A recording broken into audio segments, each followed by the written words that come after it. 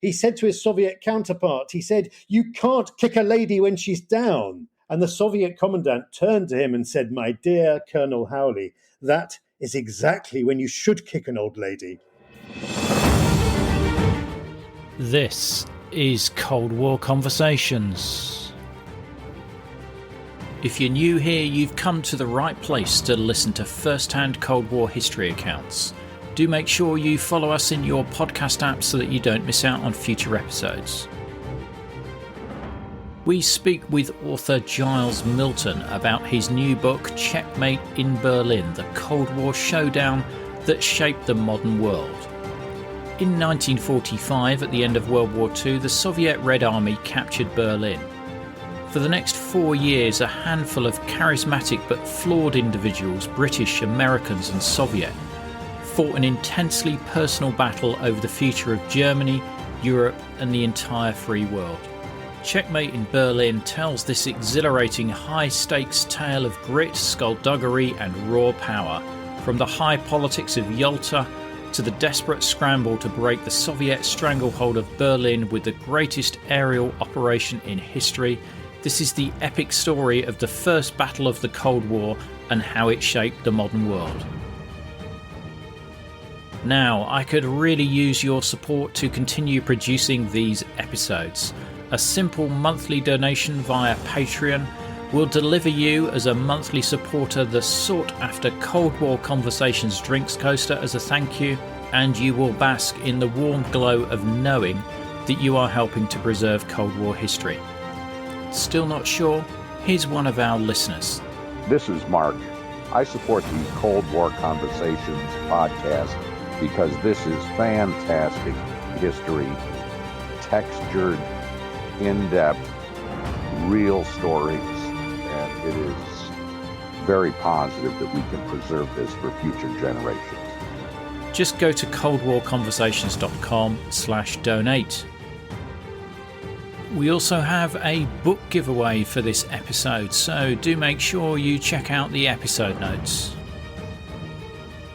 So, back to today's episode. I'm delighted to welcome Giles Milton to our Cold War conversation.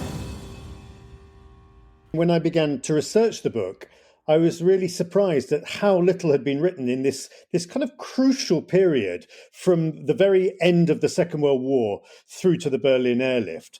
This was it was crucial because basically the fate of post-war Europe was being decided in this period, and so much of it was being decided inside Berlin, and not only inside Berlin, but by a very small handful of extremely powerful men who were playing a sort of cutthroat power game, if you like, and the winner of this game was really going to determine the shape of Europe for years to come.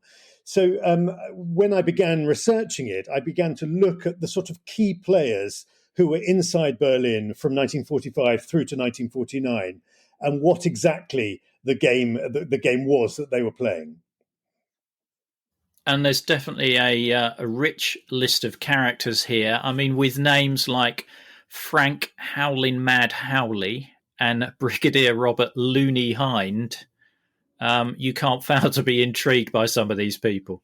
No, you couldn't really make those ones up, could you? Colonel Frank Howling Mad Howley, as you say, he was would eventually rise to become the commandant of the American sector of Berlin. And he really is an absolutely key and pretty much forgotten figure of the early Cold War. Why was he so important? Because at the end of the Second World War, the Western Allies who'd been fighting alongside Stalin, the American President Roosevelt and Winston Churchill, British Prime Minister, were determined to try and keep going this wartime alliance. They were determined to preserve good relations with Stalin. But the men on the ground, men like Colonel Frank Howley and Brigadier Looney Hind, but particularly Frank Howley, realized that this was not going to work, that the Soviets were untrustworthy allies, and that there was no way that this wartime alliance, this great partnership, was going to survive the end of the Second World War. And so from the point at which Frank Howley arrives in Berlin, he's almost declared his own private war on the Soviets, going against the better judgment of President Roosevelt. So we're set already for an almighty clash that's going to take place inside Berlin. We are indeed, and it's probably worth just talking about the time prior to this, because your book opens with the conference in Yalta in February 1945. Yes, I think the great Big Three conference, at which President Roosevelt, Winston Churchill travelled to Yalta down in the Crimean Peninsula to meet with Stalin, with hundreds of aides, advisors, military men, and they are there to try and thrash out the shape of not only post-war Europe, but really the post-war world. And both Roosevelt and Churchill, as I just said, they are determined that this wartime alliance, which has worked, it's been difficult, but it's worked, it's been successful. They're determined that this is going to last into the post-war period. And so they really enter into discussions about how the post-war world is going to look. Stalin's Red Army has already occupied large chunks of Eastern Europe and Central Europe and is poised to advance into Germany at this point. And so Stalin really has the upper hand. He wants to hold on to everything. All the territorial gains he's made. He wants to hold on to large chunks of Poland. Roosevelt, his prime concern is to set up and sign up the Russians into a new body called the United Nations. And Churchill's aim really is to preserve the integrity of the British Empire. So they all come there with their demands, their wish list, if you like. But above all, they are hoping that they will be able to remain as allies. And you have these amazing banquets, which I just describe in the book, where they use gushing language. Churchill describing Stalin as his greatest friend, wonderful ally, and everything. And the question really hanging over Yalta is that will this great cordial meeting of minds actually survive the ending of the war? The problem from the Western Allies' point of view is the rapid advance of the Soviet army. The Soviet army is going to enter Berlin within a few months of the Yalta conference taking place. So this is sort of the backdrop to everything that is going to unfold in the early Cold War, is that will this policy, Churchill and Roosevelt's policy of remaining on side with Stalin, is this going to survive? They hope it will. There are many on the ground who believe it won't. The Red Army arrive in Berlin in early May 1945, and it's a brutal occupation, isn't it? It is. I mean, the battle for Berlin and then the subsequent occupation by the Red Army is, frankly, it makes for horrific reading. When you read the accounts of Berliners, particularly German women who were in the city at the time, the Red Army had been pretty disciplined as it worked its way towards Berlin as a military fighting machine. By the time it got to Berlin, this was an army that out of control, basically. The soldiers were often drunk. They were looting indiscriminately, and most shocking of all, where they were raping any women they could lay their hands on. And the accounts of what took place there, some listeners will be familiar with A Woman in Berlin, which describes in graphic detail what it was like to be abused by the Soviet conquerors.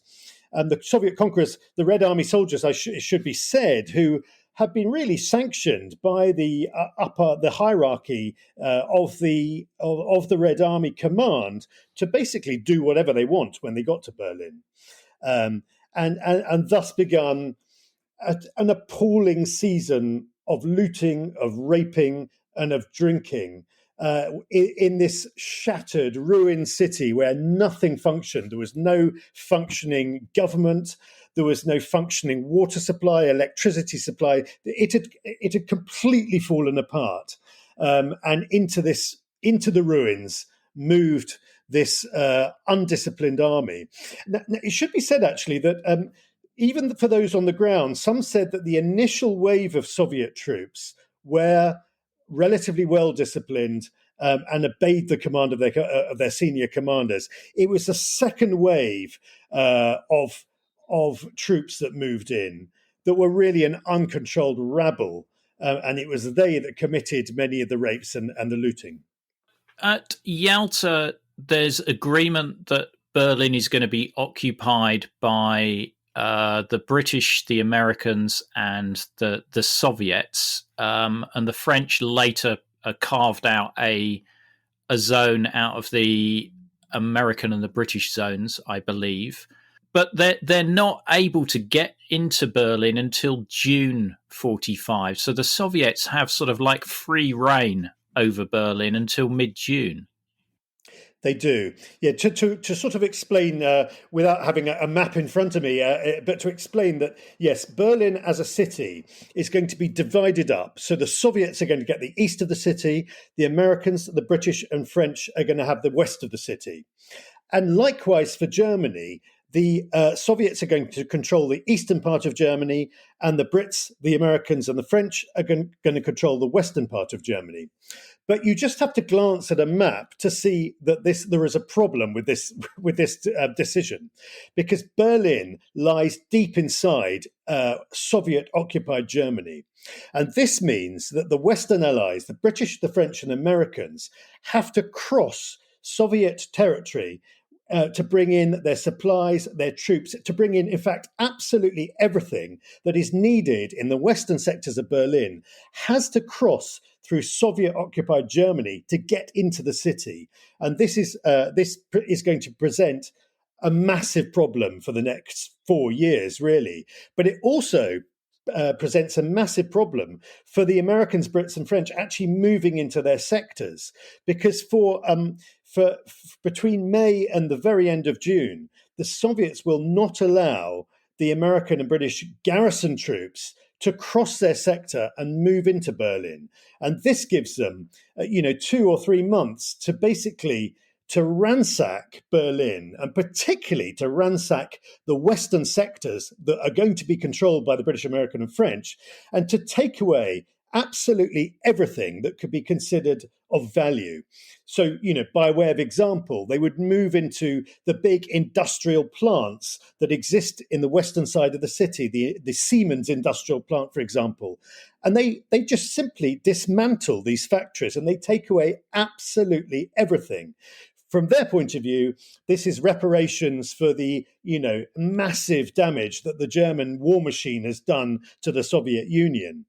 But what it means is that when the Western allies finally arrive in their sectors of the west of the city, they find that everything has been either looted or completely trashed, and there is almost nothing left except ruins.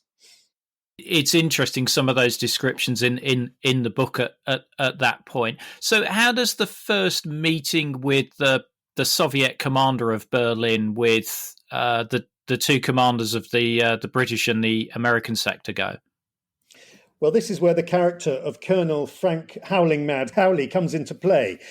He was extremely hot-headed, bullish. He was a complete cowboy in some ways. He was a man who liked to get things done. He didn't like any rule books. He didn't like red tape. He liked, what he wanted, he expected to happen. And this was to cause great problems when he came up against meeting the Soviet commandant, because the Soviets expected what they wanted to happen. And from the very, very beginning, we have this clash of personalities, clash of systems, clash of everything, really, which is to become a hallmark of the relations between the Americans and the Soviets in their sectors of Berlin. With the British, it's rather different. The British section is to be effectively run by a chap called Brigadier Looney Hind, as we've mentioned before. He is rather an old-style brigadier. He's been brought up in the British Raj. He sort of intends to rule his sector of Berlin rather as if he was running a match of cricket. It's all about fair play, and he's the even-handed umpire. And he is determined to follow his government's command, which is to get on with the Soviets, to do everything he can to work alongside the Soviets and make the running of the city work as a four-power body, which means that all four commandants will be working together for the good of Berlin as a whole. So this is what Brigadier Hein tries to do. Brigadier Howley believes this is unworkable. He believes that it is simply impossible to work with his Soviet opposite number. And the French, they come in later, and frankly, the French play a much smaller role in everything that is to happen. It really becomes the British and the American voices, as opposed to the Soviet voices, and the two Western powers increasingly will simply not agree with anything that the Soviets want to do. And Berlin is managed through the Kommandatura, isn't it? That's the sort of body that the different commanders make up. This is correct. So it has been decided at Yalta and then thrashed out in the months that followed the conference that Berlin was to be run, yes, by the Kommandatura. And this was basically the four commandants of the four sections were going to get together every 2 weeks or every month, and they were to sit down and to discuss all the major problems and headaches that faced Berlin as a city as a whole. And so these were things such as denazification, how to eradicate the Nazis from the city. They were things like the idea of dismantling and reparations. How much should the Soviets be able to take to repay everything that's been destroyed in the Soviet Union by the Nazi war machine, the Wehrmacht? So they are to sit down. They get this building, which becomes known as the Kommandatura, where they meet. It's funny enough, this building, it still exists today. Now it's part of the Berlin University. But the room in which they met has been almost preserved as it was in 1945. You walk into the room, there's this long wooden table, and the four commandants sat next to each other around this table, surrounded by advisors, by secretaries, by stenographers. And they tried to thrash out the problems of the city. And this is where the problems really began, because they did not see eye to eye. I mean, one of the earliest issues they tried to solve was how many rations that food rations Berliners were going to get. They had very different ideas as to who should get the most rations. So Frank Howley, arguing for the Americans, he would say that, it was the elderly, the sick, and the infirm who should get the biggest rations. They were the ones most in need. The Soviets disagreed. They said it was those in power, those in positions of authority that needed the biggest rations. And Frank Howley, in one notable line that came out of one of these meetings, he said to his Soviet counterpart, he said, "You can't kick a lady when she's down." And the Soviet commandant turned to him and said, "My dear Colonel Howley, that is exactly when you should kick an old lady."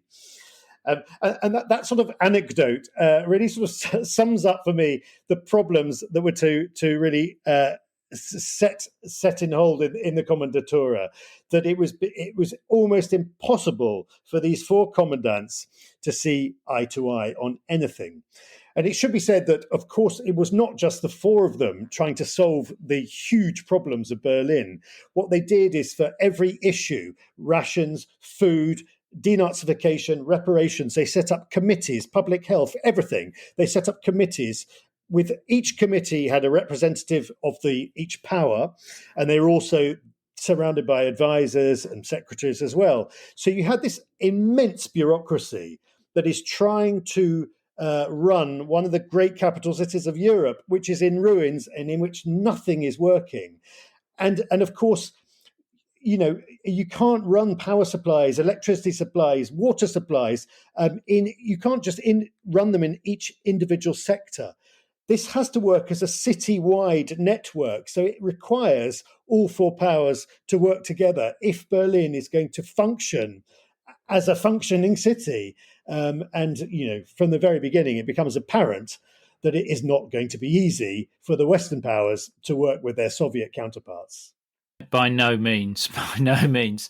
And the little anecdote you just gave a moment ago, I think illustrates some of the great things in the book that I enjoyed, is that it's not just a history. You get to see the personalities behind the decisions being made, and there's a lot of eyewitness accounts in there as well, which I particularly enjoyed and I hadn't heard before.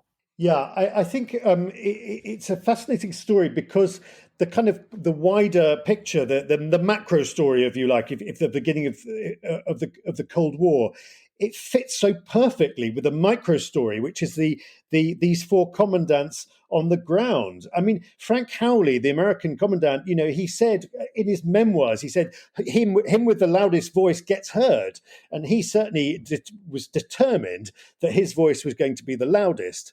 But he found himself up against the Soviet commandant, General Alexander Kotikov, who had been selected by Stalin to lead the Soviet delegation inside Berlin.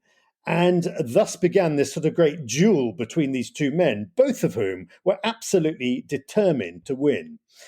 What was very interesting at the very beginning was that Howley was under orders, very strict orders from Washington, to do nothing to ruffle the feathers of the Soviets. Remember, at Yalta, it's been decided that they're going to try and stay on good terms with the Soviets and with Stalin.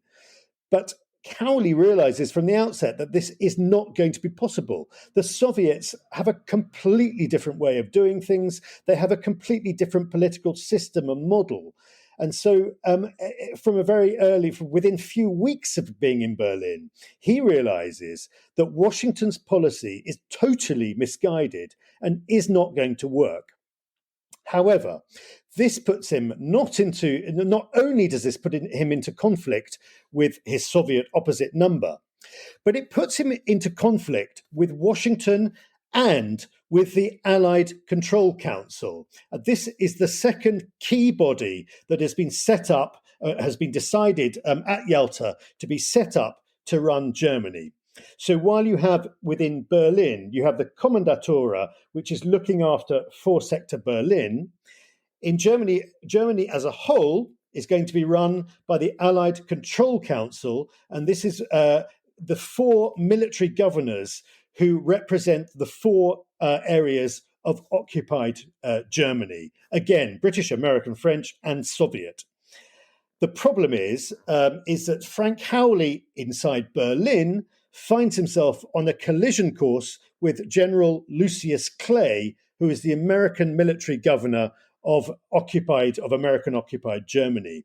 So you have Frank Howley finds himself assailed on all sides. Not only do the Soviets profoundly disagree with everything he's saying, but also General Lucius Clay, in charge of American-occupied Germany, and also President Truman, who's replaced President Roosevelt.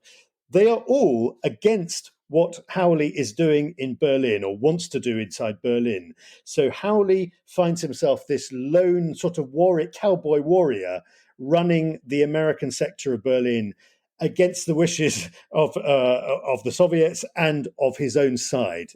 It shapes up for an almighty showdown. There's other circumstances that sort of start to alert the West that it is going to be really difficult to deal with Stalin. And one of those is the defection of Igor Gouzenko. Yes, there are several things that happen that really set the alarm bells ringing in both Washington and in Whitehall. And the first of these is, as you say, the defection of Igor Gouzenko, who worked at the Soviet embassy in Canada.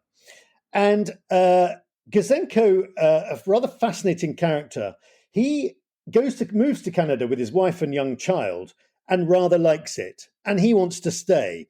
And he's also not happy with the espionage activities that he is involved in Canada, which is really involves him spying on or infiltrating the North American and British nuclear program to develop nuclear weapons.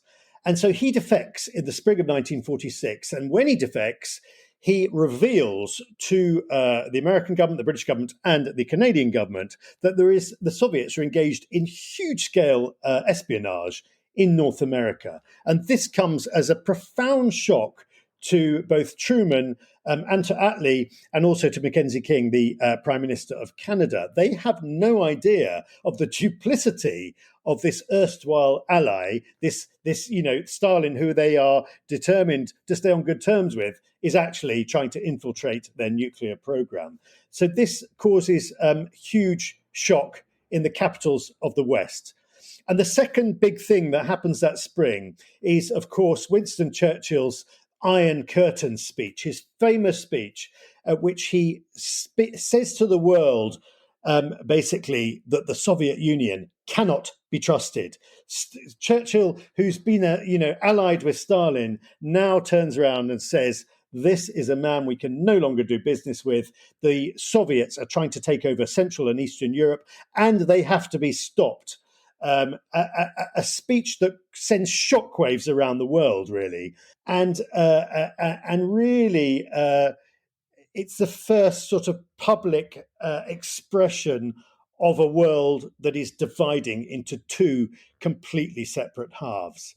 There is a third thing that happens in 1946, and this is the famous long telegram written by George Kennan, who is working at the American embassy in Moscow. He, too, has been studying what is going on, what the Soviets really want to achieve.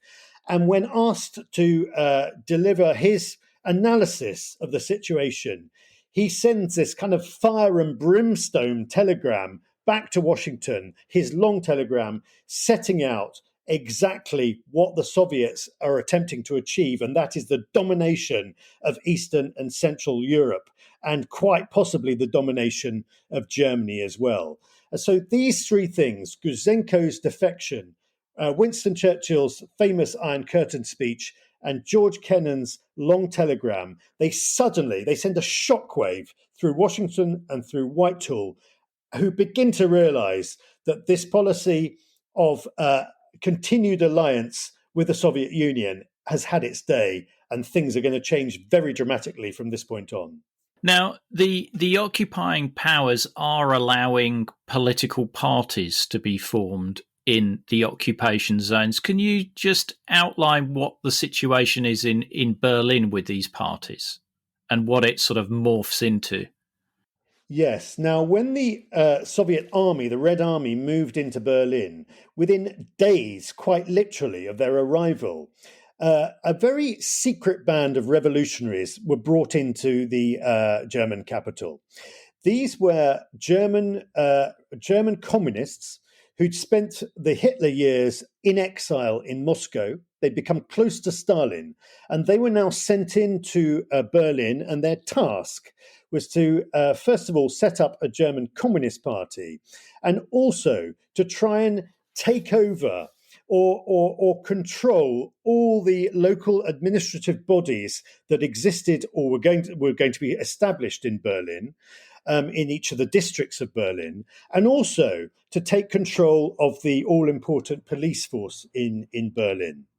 So they moved in 1945, and they did exactly that. They tried to really get a grasp on the local administration before the Western Allies came in.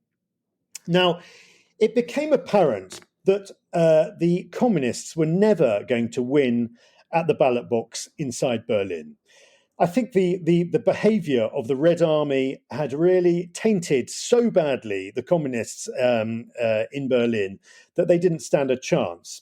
So the idea of the leading communist, the German communist in Berlin, Walter Ulbricht, was to merge the fledgling Communist Party with one of the other political parties that had been formed inside Berlin, the Social Democratic Party. He wanted to merge this into what was to be known as the Socialist Unity Party. And he was hoping by this means that he could surreptitiously bring the Socialist Unity Party to power, but actually, really, he'd be controlling it behind the scenes, and this was going to be a communist party in all but name. But when the elections took place, it was an absolute disaster for the Socialist Unity Party. It was hammered at the polls, and in fact, the Social Democratic Party scored an incredible electoral triumph. And this marks the first moment, October 1946, where we begin to see a political division taking place inside Berlin. We begin to see the Socialist Unity Party drifts over to the east and is taking control of the eastern Soviet zone, Soviet sector of Berlin, whereas the Democratic parties are sort of making their base in the western side of the city. And this, of course, is gradually, as the years move on, as we move on through 47 and 48, this division between the two halves of the city is going to become ever more pronounced, not just politically, but with the local police force, etc., splitting into component parts. So this is how the city begins to really drift into two separate spheres. Whilst there's political battles going on, there's also cultural battles as well, isn't there? There are so many battles going on so many levels. Propaganda, of course, is high on everyone's list. The Soviets are masters of propaganda. They send in a colonel, a highly talented colonel by the name of Sergei Tulpanov. Tulpanov speaks absolutely fluent German and has a profound understanding of German culture, German literature, and German music. And he's determined to use this knowledge to sort of cast the Soviets as the great champions of German culture, aware, of course, fully aware that Berlin was a highly cultured city. And one of the ways he does this is just one little example, but it sort of brings home just how they were prepared to work, is that the most famous cultural figure in the post-war period is probably Wilhelm Furtwängler, who is the famous conductor of the Berlin Philharmonic. Now, he had been tainted by association with the Nazis, and the Western powers did not want Furtwängler to come back into Berlin in a hurry. He was living in Vienna at the time. And they insisted that, as with everyone who wanted to, perform on a public stage or have a public role, he had to go through a denazification process.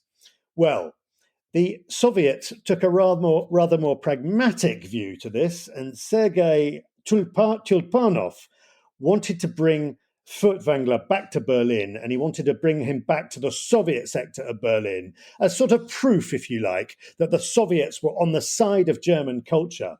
And this is something he did quite deftly, bringing Furtwängler back and allowing him to perform in the concert halls of the Soviet sector of Berlin. It was, it has to be said, a propaganda triumph. Many Berliners were deeply moved to see their greatest cultural icon, Wilhelm Furtwängler, performing classical music in the Soviet sector of Berlin. Tulpanov, this was not his only propaganda coup. He took control of newspapers, of the radio station, and he did everything he did to sort of damn the so-called Western allies, to vilify particularly Frank Howley, who he absolutely detested.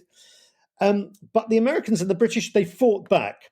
They set up their own radio stations. The Americans in particular set up the famous RIAS, Radio in American Sector. And they brought in a very skilled technician propaganda master called William Heimlich, who was to prove brilliant at the game of propaganda, and particularly brilliant in this sparring match against Tulpanov, at which they really waged a war of the radio waves, if you like, with Tulpanov damning the Western powers for everything they did, and Heimlich trying to set up a radio station that offered Berliners what they wanted: light entertainment, classical music, new shows, the like of which had never been heard on Berlin radio. So, throughout the course of 46, 47, and going into 48, we have this clash, really, between the West trying to win the hearts and minds of Berliners, to use a modern phrase, and the Soviets, on their part, doing everything they can to woo Berliners and show that actually Berlin and Berlin culture is far closer to Soviet culture than it is to the sort of frivolous, gum-chewing Americans and to the British with their Gilbert and Sullivan operettas. It's a absolutely fascinating story and one that's been very little explored, I think. Yeah, no, absolutely. I wasn't aware of any of that, and there is a lot in the book that I thought I knew my early Cold War history, and obviously I don't after reading this. And there were lots of little bits of detail which I was completely unaware of.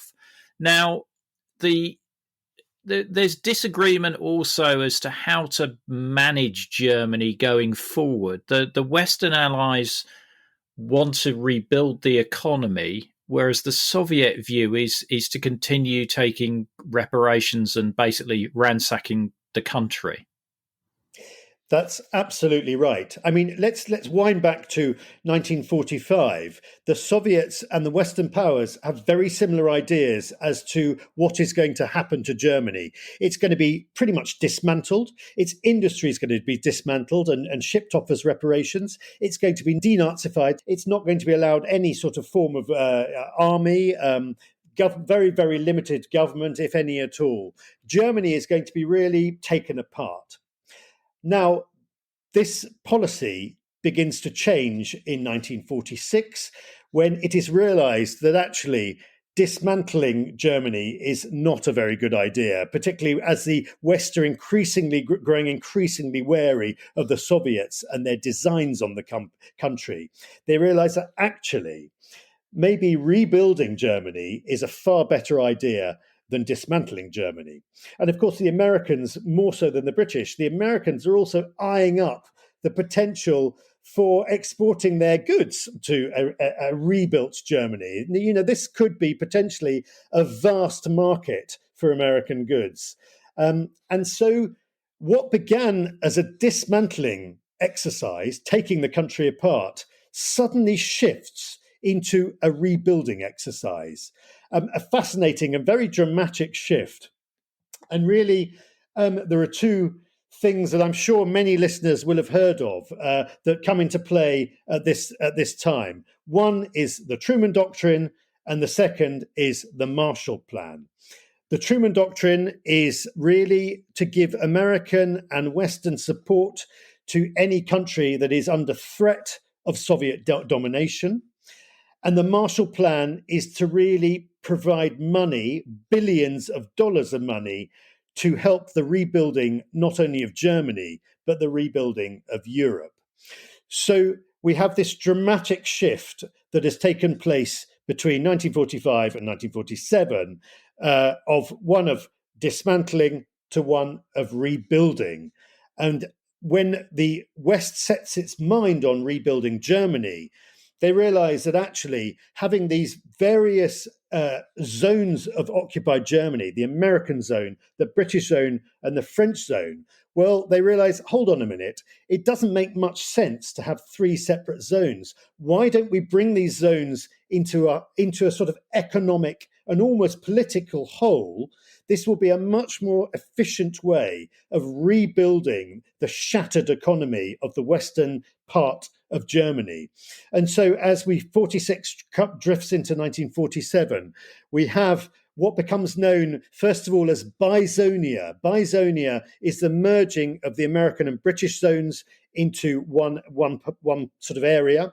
And this then becomes Trizonia as the French also join this zone.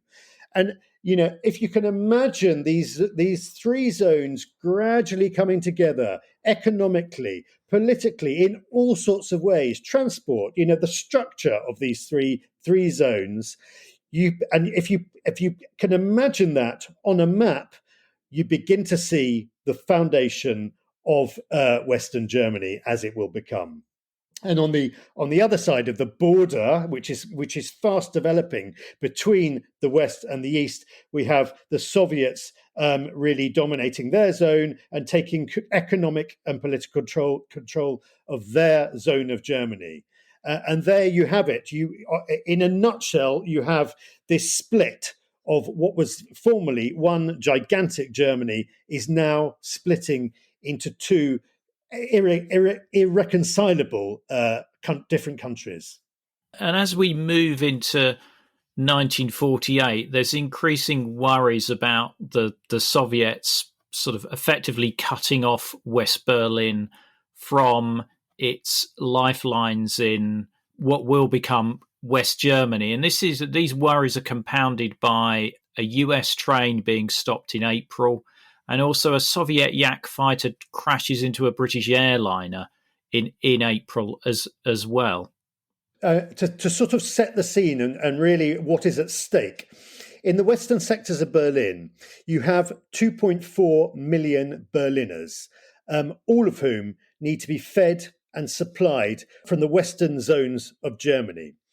You also have the garrisons of the French, the British, and the Americans, several tens of thousands of soldiers who also need to be supplied and kept equipped from the western zones of Germany.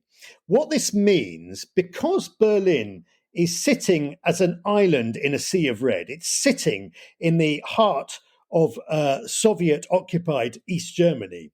This means that every single bit of food, coal, fuel, weaponry, everything that is needed to keep the western sectors of Berlin, not just the garrisons, but the population alive, has to be transported from Western Germany. This means it has to cross through Soviet-occupied Eastern Germany.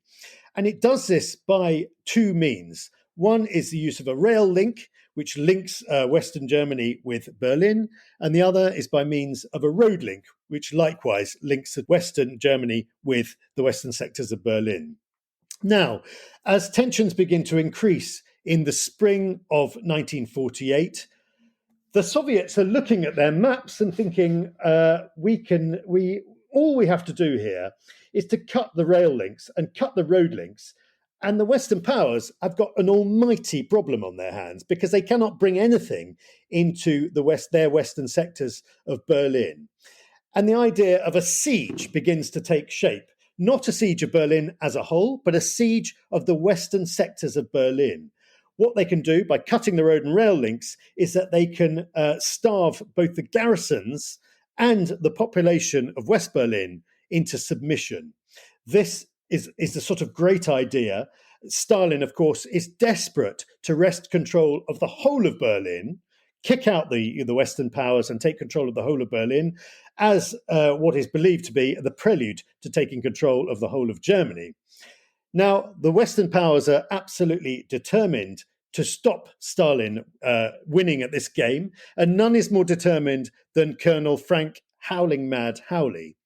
But how on earth are you going to supply a city of 2.4 million extremely hungry Berliners when the road links and the rail links have been cut? Well, the only possibility is to bring supplies in by air. This great idea of an airlift to supply the inhabitants of Berlin. But this is fraught with danger. You mentioned the collision between a Yak and an American plane landing into Berlin. This is a great catastrophe in the spring, and it really highlights just how dangerous the airspace above Berlin is. You've got Soviet Yak fighters flying around Berlin. You've got civilian planes trying to bring in supplies to Berlin, and the inevitable happens. Two of these planes crash, and there's a huge wrangle as to who is at fault.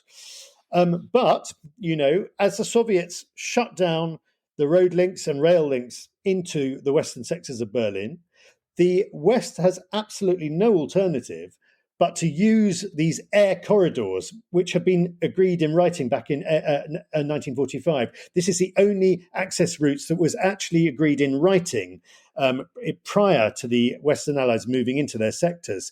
So these are the only means of access to Berlin. But the great question on everyone's lips is, can you supply a city of 2.4 million inhabitants with everything they need by air? Well, it seems pretty unlikely that this is going to be possible. Berlin requires about 10,000 tons of supplies per day to keep those 2.4 million citizens alive. How on earth is that possible when a C-47 Dakota can only carry 2.5 tons in its hold? So this is the logistical nightmare that is facing the Western Allies in the spring of 1948. Yeah, and I found it interesting when you're describing the road links that there were small outposts that the Western Allies were allowed to have along the Autobahn in East Germany, which I wasn't aware of at all, that these were in place. Yes, so when lorries and cars travelled from Western occupied Germany into West Berlin, crossing the Soviet sector, they had to use a one autobahn, which had been denoted as an autobahn that was to be used by the Allied forces. And of course, things went wrong. Trucks ran out of petrol. They got punctures. The state of this road was absolutely appalling. It was filled with huge potholes where, mines had gone off as shells had landed and exploded. So, yes, the Allies were, by agreement with the Soviets, they'd been allowed to set up these tiny little outposts, these remote little, almost like service stations along this autobahn, where lorries and trucks could stop, refuel, and mend any technical problems they might have. Now, when the Soviets decided to cut the links between Western Germany and the western sectors of Berlin, this wasn't overnight. It was a sort of a steady process. One by one, taking out the various means that the Western Allies had to get into Berlin. So they'd shut down bridges, they'd cause problems on the ferries across the major rivers, and then they would shut down these outposts. That was quite a provocative act, because it meant that no lorries could no longer refuel or get technical help they might need on the autobahns. And so, over the course of spring, March, April, May, they gradually clamped down on the West's ability to get supplies into Berlin. Many in the West, they didn't believe that the Soviets would ever dare shut down completely the road and rail links. But as you mentioned, one of the American trains was stopped. Lorries were constantly being stopped from going into Berlin. It became apparent that the West had a real problem on its hands, that if the Soviets did indeed shut those land routes, then they really did have a major logistical nightmare on their hands of what to do. And there are some inside Berlin, notably the British commandant, who by this time was a chap called General Otway Herbert. He simply did not believe that it was feasible for the British garrison to hold out inside Berlin. He believed it would simply be starved into submission, and he actually proposed it would be better for the British to leave Berlin while they could under their own steam than being driven out, effectively driven out by the Soviets. Frank Howley was having absolutely none of this. He was saying there's no way that the Americans were ever going to leave Berlin. And he was really determined that that this air bridge, the fabled Berlin airlift, was going to happen. It was going to be a success, and he was going to make it work. The only problem was, in the spring of 1948, he didn't quite know how, and that was the great problem: was to work out how on earth you supply a major Western capital. When the airlift starts, it's not running very efficiently, and this guy Bill Tunner is called in, but also the person I found particularly interesting is this former Luftwaffe commander who had been part of the supervision of the attempted German airlift into Stalingrad during World War II. Yes. Now, what happened is the Western Allies basically decided to take help and advice from wherever they could find it. And a man, before I get on to those points you raised, one of the key figures who has almost been airbrushed out of the history books, but was in fact the architect of the airlift, was this chap called Reginald Waite. He was the air commodore in the British sector of Berlin. And he was a brilliant, a sort of classic British boffin, if you like, a genius mathematician. He was said to never go anywhere without his slide rule. And he sat down and worked out that there were 8 airfields in Western Germany that could be used to supply Berlin. And there were 2, at the time, there were 2 airfields in the western sectors of Berlin that could be used to receive supplies from Western Germany. And he basically did an extremely complex mathematical equation, which worked out that if you had, a set number of planes landing, making a set number of flights from these 8 airfields into the 2 airfields in West Berlin, then it was feasible and possible to supply, 2.5 million people with the necessary food and supplies. It would be touch and go. They would be kept alive on subsistence rations, and there would be very limited supplies of coal, which of course were needed to create electricity and to pump water from the aquifilters underneath Berlin. But he figured that it was actually just about possible to do this. He presented his idea to the British commandant, General Herbert, who said, "This is ridiculous, it's not possible." He then went to the British military governor of occupied Germany, General Brian Robertson. He said he thought it was impossible as well. So Reginald Waite next went to Lucius Clay, who was a military governor of American occupied Germany. Clay was intrigued, looked at the blueprint and said, "Let's go for it." And with the support of Colonel Frank Howley, these 2 Americans decided to give it a go. They brought the British on board, and really they commandeered planes from everywhere across the world. I mean, literally everywhere. Dakotas and any other plane that was, feasible or viable to be used in the airlift that was to follow was brought into Western Germany. An absolutely extraordinary undertaking. Airmen being flown in from Honolulu, Hawaii, from Alaska, from British colonies all across the globe were being flown into Western Germany to take part in this quite extraordinary effort to supply Western Berlin with enough food and fuel to keep it alive. Now, the Americans they already had experience of an airlift, because this chap you mentioned, General Tonnage Tunner, he was known as, he'd spent his war flying weaponry across the Himalayas to the army of Chiang Kai-shek in China. And he knew an awful lot about how to run an airlift. And the Americans immediately realized that Tunner was their man. They needed him to organize, to build on really what Reginald Waite had his blueprint for the airlift. So they brought in Tonnage Tunner, and he was placed in charge of the American side of the airlift, and in fact would eventually take control of the entire airlift, and with even British planes coming under his command. Now, Tunner was prepared to take advice from anyone. His one problem was that these planes, they were already pretty battered. Most of them had, done a long and noble wartime service. They were covered in dents, and their engines were pretty dodgy and faulty. And he needed a team of engineers. And he didn't have enough engineers. He couldn't find them in America, and he couldn't find them in Britain. But he could find them in Germany.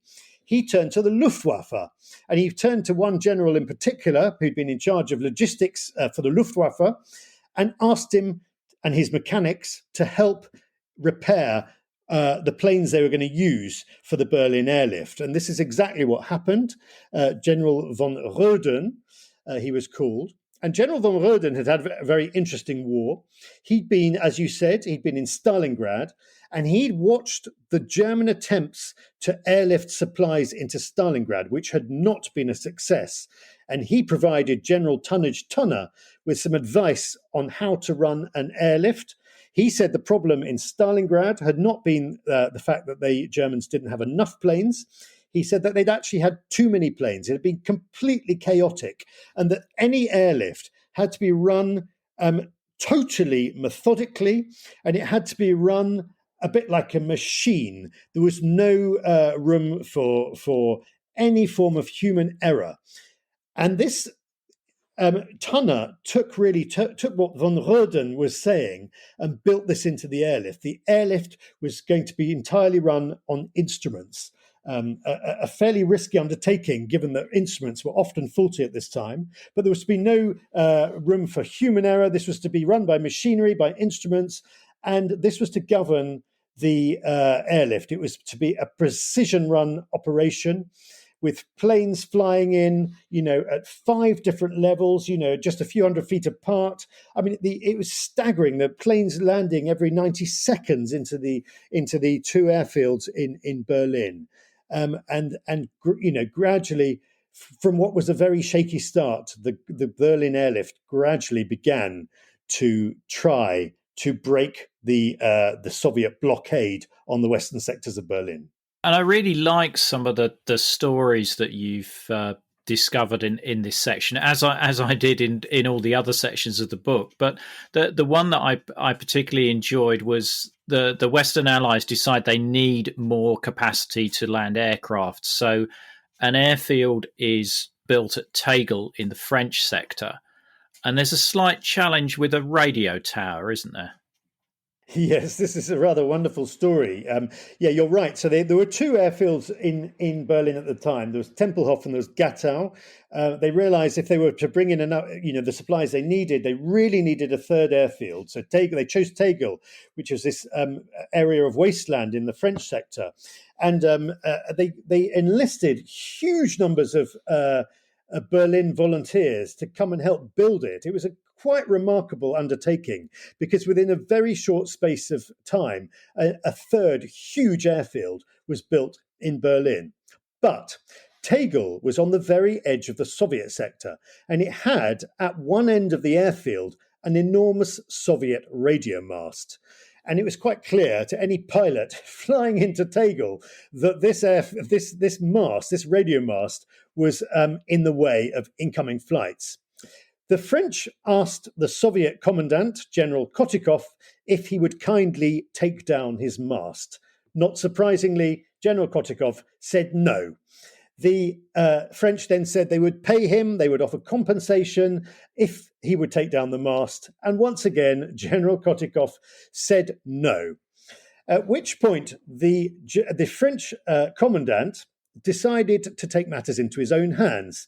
He invited a British and American delegation to come and have drinks at the new Tegel airfield.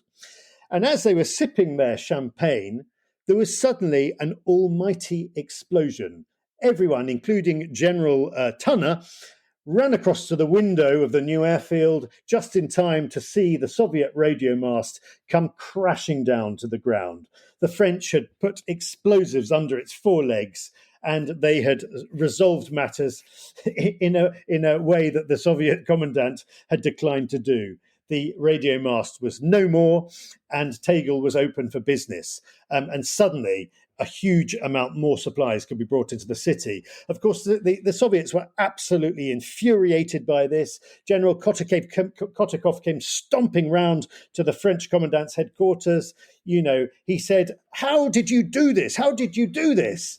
And the French commandant turned to him and deliberately misunderstood him and said, with dynamite under the forelegs, and which did not endear him to the Soviet commandant, but it was a concise summary of what had been done. The West now had 3 airfields with which to supply the Western sectors, and that was to prove a huge bonus when it came to bringing in supplies to Berlin.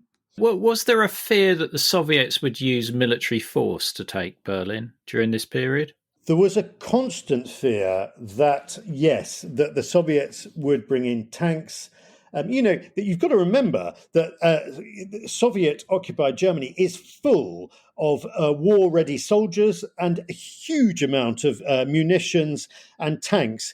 And the Soviets constantly made threatening noises. They brought, at one point they brought their tanks and they ringed the western sectors of Berlin with their tanks. And there was a very real fear that they would move into the city, which they could have done with remarkable ease.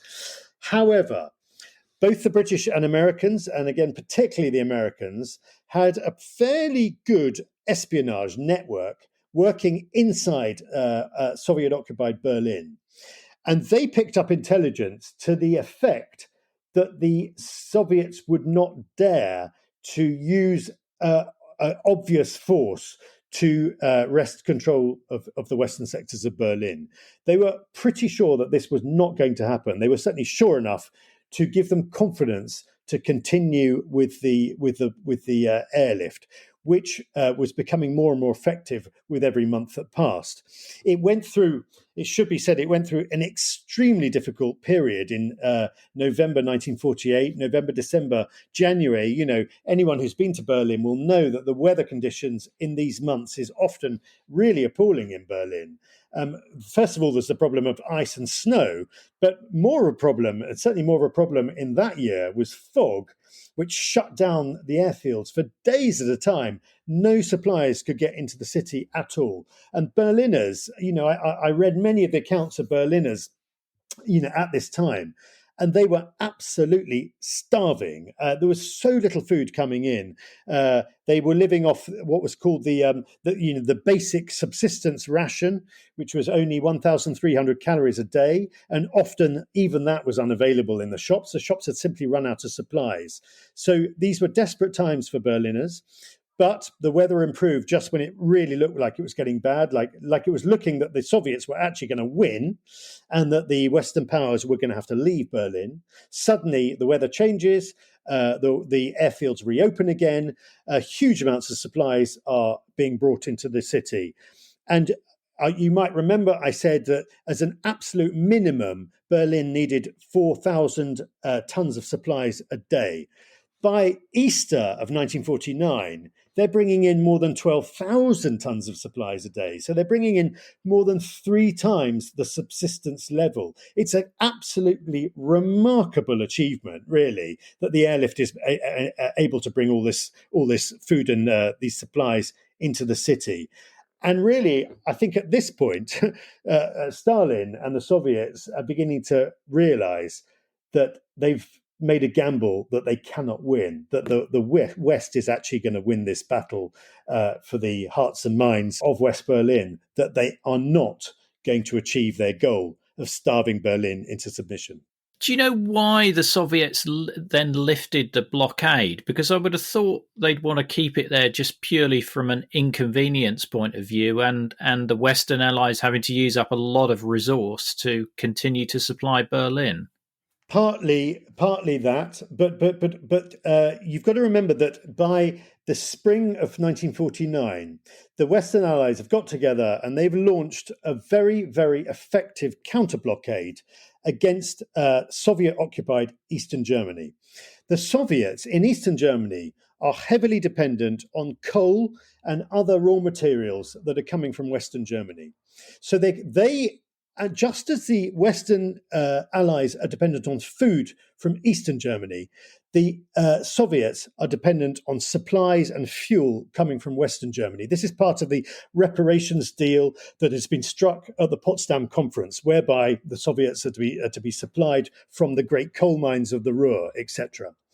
The Westerners decide to instigate a counter-blockade, which means that absolutely no supplies of raw materials are getting to Eastern Germany from the industrial heartland of Western Germany, and this is really punishing for the Soviet occupying powers in Eastern Germany. And I think this is one of the very little written about, but one of the key factors in Stalin's decision to gradually negotiate an end to the blockade and an end to the airlift. And by Easter of 1949, as I say, when huge amounts of Western supplies are being flown into Berlin, there are feelers, diplomatic feelers are being put out in Washington between the Soviets and the Americans, at actually quite a surprisingly junior level when it first starts out, to see if actually there is a way to bring this kind of this showdown to some sort of amicable or vaguely amicable solution. Your book ends with the end of the airlift.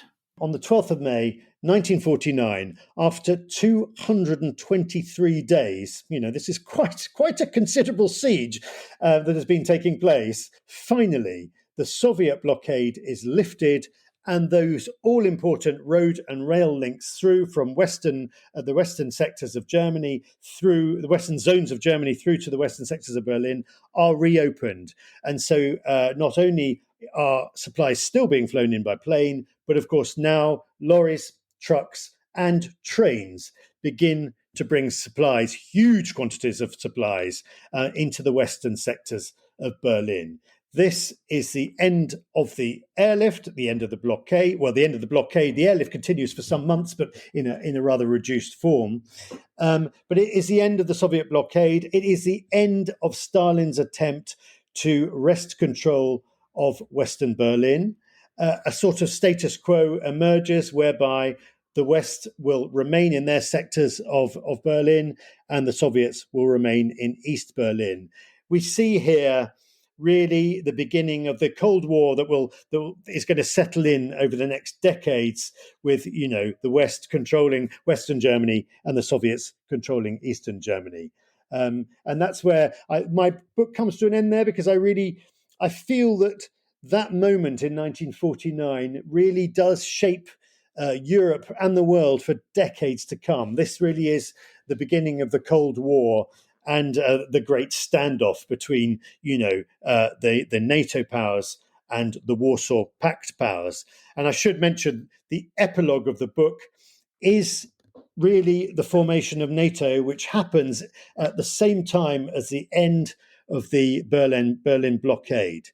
The Western powers have realized that their best hopes of success is to come together in this defensive alliance, which becomes, the North Atlantic Treaty Organization, NATO, this almighty alliance between all these Western powers, who will, if the guiding principle of NATO is that if one power is attacked, it is considered an attack on all of them, which means that if the Soviet Union ever attacks one power, it's going to face the mighty power of all the NATO signatories, which are going to go to the defense of that one power.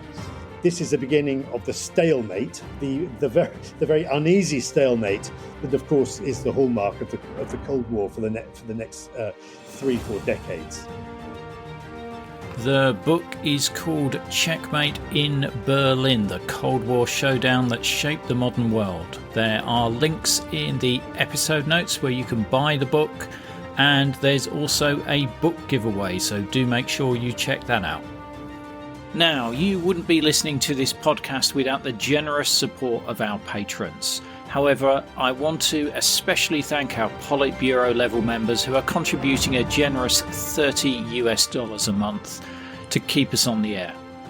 They are Tony Sowards, Sam Hardwick, Nicholas Butter, Jeffrey Jones, Matthew Comstock, Mark Labance, Frederick Esposito, Jack Madwed, and Peter Ryan. Don't forget, if you like one of those Cold War Conversations coasters and help support the show, then head over to coldwarconversations.com/donate. If you can't wait for the next episode, please visit our Facebook discussion group, where listeners just like you continue the Cold War conversation. Just search for Cold War Conversations in Facebook. Thank you very much for listening. It is really appreciated. Goodbye.